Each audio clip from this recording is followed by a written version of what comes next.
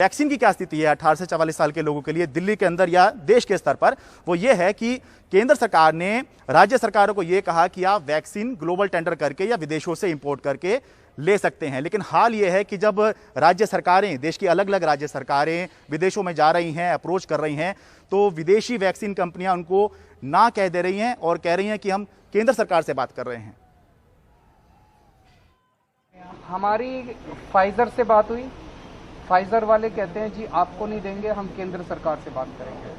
हमारी मॉडर्ना से बात हुई, मॉडर्ना वाले कहते हैं जी हम आपको नहीं देंगे, हम केंद्र सरकार से बात करेंगे। बाहर से वैक्सीन मंगाने वाले केंद्र सरकार के प्रस्ताव की पहले से आलोचना कर रहे केजरीवाल ने अब बताया है कि बाहर की कंपनियां उन्हें सीधे वैक्सीन देने को तैयार नहीं हैं। जबकि नौबत यह है कि दिल्ली में 18 से 44 साल के लोगों के लिए टीकाकरण बंद हो गया है क्योंकि केंद्र सरकार ने वैक्सीन नहीं दी। हमने मॉडर्ना, फाइजर, जॉनसन जॉनसन इन तमाम कंपनियों से संपर्क किया तो मॉडर्ना और फाइजर ने अब तक हमें बता दिया है कि वो केवल केंद्र सरकार से बात कर रही है, वो किसी भी राज्य सरकार को सीधे प्रोक्योरमेंट नहीं दे रही है। ये क्या मजाक चल रहा है? ये शिकायत केवल दिल्ली की नहीं, पंजाब सरकार का भी यही कहना है कि उसने मॉडर्ना से बात की तो उसने कहा केंद्र सरकार से बात करेंगे।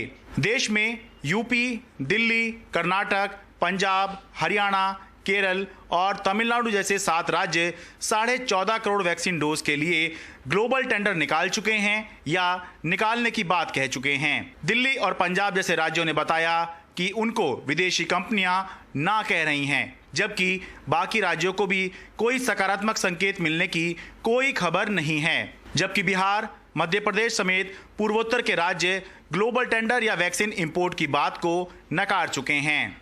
आप ग्लोबल टेंडर के बारे में थोड़ा और जानकारी ले लीजिए कि यदि किसी ने प्रयास किया है तो क्या परिणाम आए। अब रास्ता केंद्र सरकार को ही निकालना होगा। अगर बाहर से वैक्सीन चाहिए तो पहले केंद्र सरकार को उन्हें मंजूरी देनी होगी और उसके बाद खरीद की बात करनी होगी।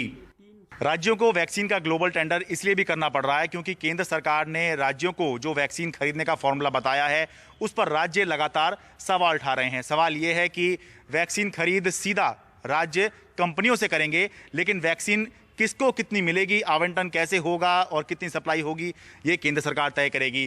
तो राज्य यही सवाल उठा रहे हैं कि या तो पूरा सिस्टम ही केंद्र सरकार अपने हाथ में ले ले या फिर पूरा सिस्टम राज्य सरकारों को दे दिया जाए।